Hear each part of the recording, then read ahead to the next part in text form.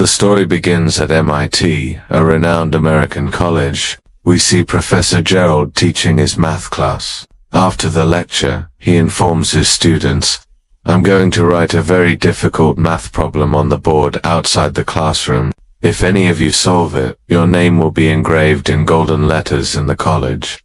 He also motivates his students by saying that some of his students have solved this problem before, and today they are at the top of their field. This problem is very difficult. Seeing this, Professor Gerald gives them until the end of the semester so they can take their time and solve it. The lecture ends, and we see a man named Will Hunting, who works as a cleaner there, who saw the math problem the professor had written. Will later goes home and starts solving the equation on his bathroom mirror. The next day, when he was all alone, he picked up the chalk and wrote down the answer to the problem. This was a significant achievement, as he had solved it in just one day. Besides work, Will spent all his time hanging out with his friends. One day, while watching a baseball game, Will saw a boy who had been teasing him at school. The sight of him filled Will with rage. He went up to him with his friends and started a fight. Finally, in retaliation, Will beat the boy severely. His friends stopped him to prevent the situation from escalating. But by then, the police arrived, and when the police tried to stop him, he attacked them, resulting in his arrest. Meanwhile, Professor Gerald learned that the math problem he had written had been solved. He immediately went to check and found that someone had indeed solved his question correctly. He asked some of his brightest students, "Is this the work of any of you?" But when they too refused, the professor was completely shocked. Anyway, the professor's next class was packed.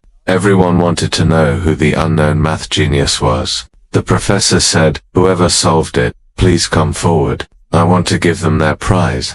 But the entire class stared at each other. No one came forward. When no one came forward, the professor told his students, "I'm writing another math problem that took me 2 years to solve. Now, whoever among you is that math genius won't be able to solve it in a day." Meanwhile, Will had just gotten out of jail. He finished his cleaning and immediately started solving the problem. Just then, Gerald came out of his office and saw Will writing on the board. He tried to stop Will, thinking he was just doing something random. Seeing the professor approaching, Will ran away. Later, when the professor returned, he saw that Will had actually solved his problem. It had taken him 2 years to solve, but this boy had solved it in no time. Now he knew who the secret math genius was.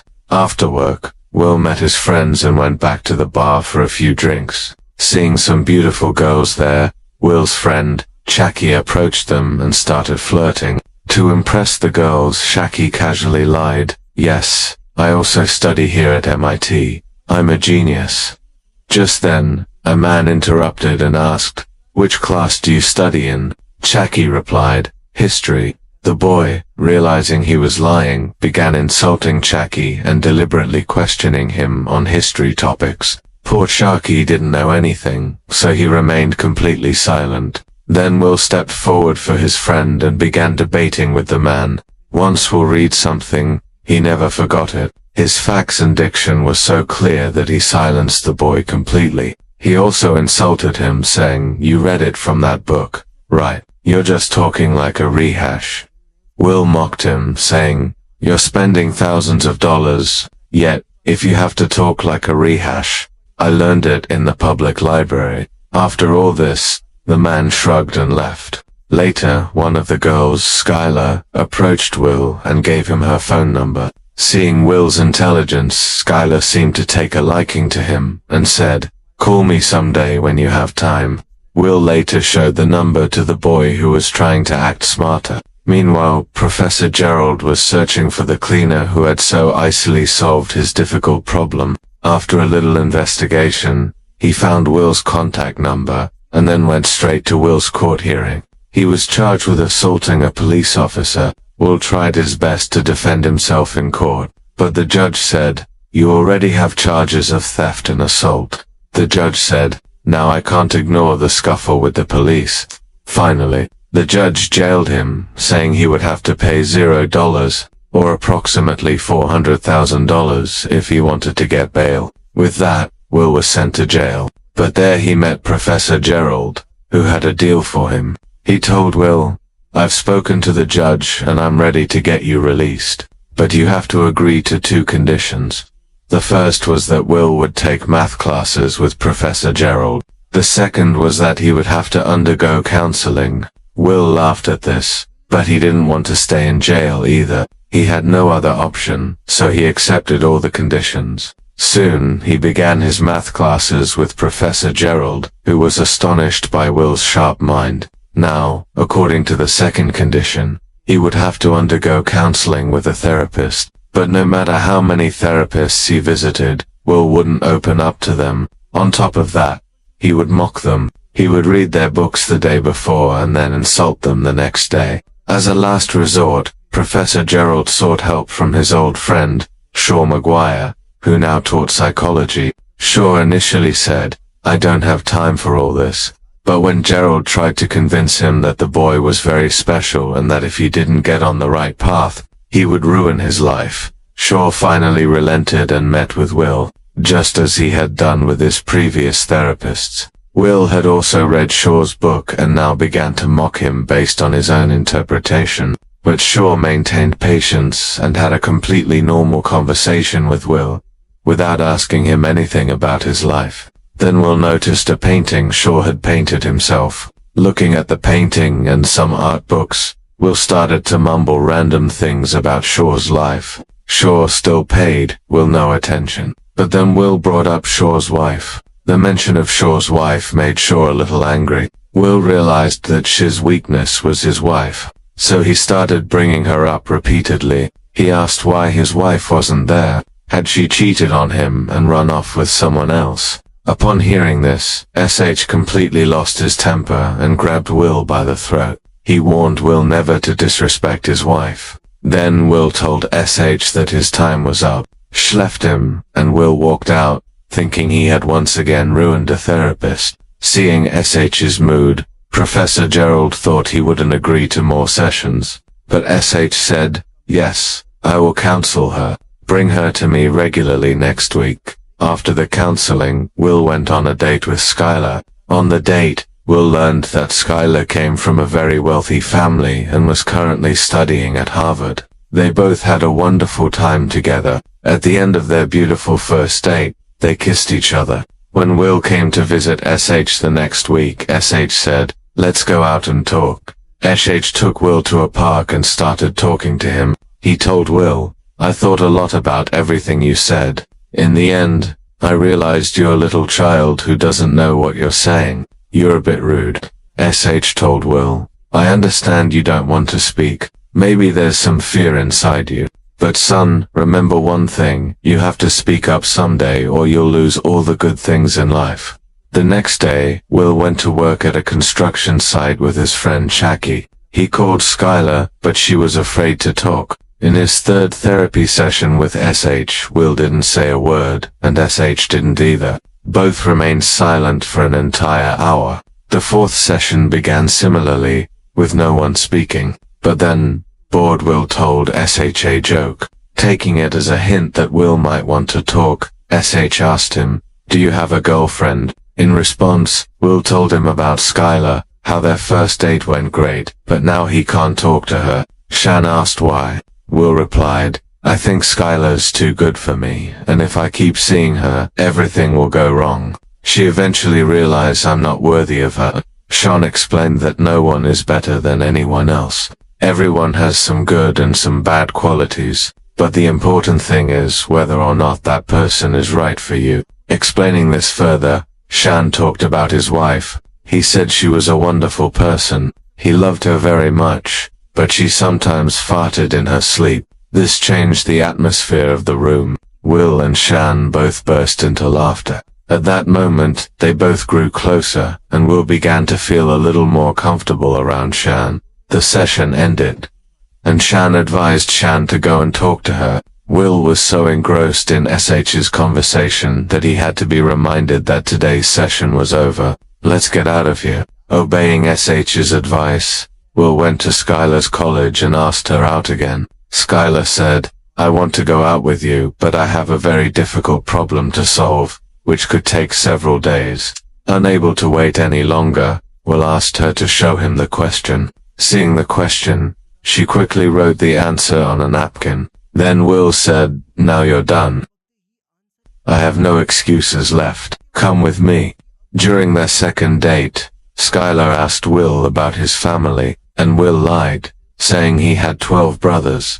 Skylar replied, "Well, tell me the names," and Will quickly rattled off 12 random names in sequence. Skylar suspected he was lying and told him to repeat the names again, but Will is a genius. He repeated them in the same sequence. Anyway, Will met Shaw at his next therapy session and asked Shaw if he ever regretted meeting his wife. "You must have been very lonely after her death, and since you loved her so much, you must have been very sad."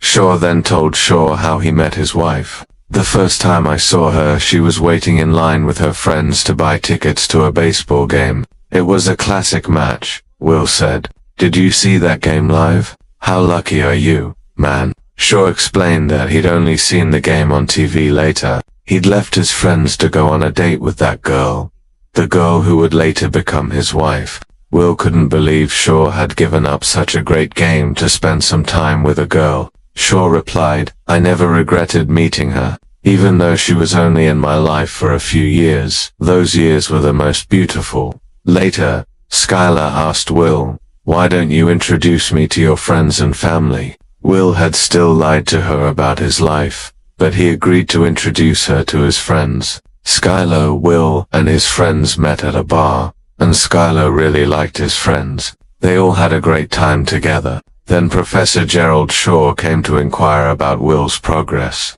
Sean said that Will was slowly starting to open up, but it would take some more time to make him fully comfortable. Professor Gerald explained, "I'm looking for a top-notch job for Will. He'll crack the interview with ease, just as long as his mental problem is fixed. Then no one will be able to stop him from making a name for himself in the field of math." Sean said, "Are you his father, making life decisions for him? Let him do whatever he wants. He's a genius. Just because he has to do this doesn't mean he has to do it." But Professor Gerald said, "He can't do anything else. I won't let Will's talent go to waste." But Will wasn't interested in that kind of job, so he sent his friend, Chucky, to the interview in his place. One night, while discussing their lives, Skylar asked Will, "Will you want to go to California with me?" Will became nervous and said, "I can't go with him. My whole life is here." Skylar asked him, "I know you love me, so why are you so afraid to come to me completely, and you never tell me the truth?" She also told Will, "I know you lied, saying you have 12 brothers." When this lie came to light, Will lost his temper. He said, "What do you want to know about me? I'm an orphan. I don't know where my parents are. I've spent most of my life bouncing from one family to another. The family I was placed with as a child used to beat me. They beat me like a dog." Skylar started crying and told Will, "It's okay. I'm with you.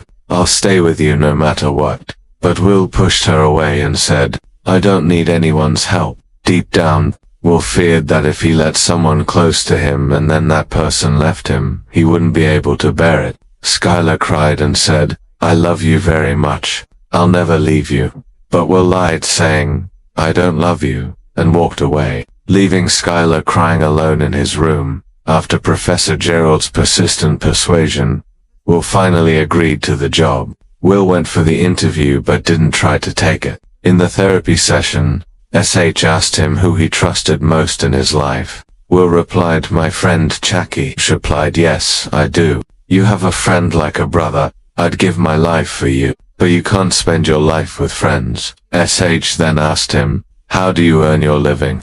Will replied, "I'll work as a daily wage laborer. I'm very good at construction. I'll do it all my life. I'll earn, I'll eat." SH then told Will, "You've worked as a laborer all your life, so it's become your comfort zone. You're afraid to step out of it, and that fear will prevent you from living a fulfilling life." SH didn't tell him to take the job Gerald was telling him to. Instead, he asked Will, "What do you want to do with your life?" Will joked, I just want to herd sheep. Knowing Will wasn't serious, SH asked him to leave his office. He said, I don't want to waste my time. You must have spare time, but I don't. If you don't answer honestly, then leave. This angered Will and he yelled at SH. SH asked him again, what do you want to do with your life? Will remained silent again. He didn't answer. Shaw told him to leave. Go. Before Skylar left for California, Will called her and said goodbye. Skylar said, I love you, one last time. Will smiled, but fear held back. He still felt like he was bound to get heartbroken. The next day, while talking to Jackie, Will said, I'm not going to take any job, and now that Skylar's gone, too, we'll work in construction here. We'll live comfortably in the neighborhood. Hearing this, Jackie spoke his heart out. He told Will, look, I'll see you here in 10 years, but I'll be very sad if you don't see me here in 10 years. Jackie said, I have only one dream. Every morning when I go to your house to pick you up, my heart whispers, I wish this guy wasn't here today. He's doing something good with his life. Meanwhile, Professor Jarrell Shaw struggled to convince Will to take the job. Sean said, we shouldn't force Will to make such big decisions in his life. He doesn't even know what he wants to do. He explained that Will fears abandonment, which is why he doesn't let people come near him. Gerald disagreed. Sean told Will not to let Will ruin his life. Do you want to make him a failure like you? Sean replied, I'm not a failure. I chose this life. I like it so much. I'm happy with it. Just then, Will came in and overheard their conversation. Professor Gerald left the room so the therapy could begin. Sean had a file containing photographs of Will's body, bearing the marks of his foster father's beatings. Will asked, have you ever seen a child beaten so brutally? Sean explained, my father was an alcoholic. He would beat me and my mother when I was a child. Sean's story brought back memories of his own childhood. Sean came to Will and said, whatever happened to you, son, wasn't your fault. Will nodded in agreement, but Sean kept insisting, it wasn't your fault. It wasn't, son. Finally, Will said, I know, but Sean kept repeating, it wasn't your fault. It wasn't accepted. Hearing this, tears welled up in Will's eyes. He pushed Sean away. Sean again said, whatever happened wasn't your fault. And finally, Will broke down. He hugged Sean and sobbed loudly. Now, he was ready to move on, leaving behind his past. He said Sean would take one of the jobs Professor Gerald had arranged for him. With this, his last therapy session ended. Will asked Sean if he wanted to talk again. Sean replied, the doors are always open, after which, Will hugged Sean and said goodbye. On his 21st birthday, his friends had given him a car.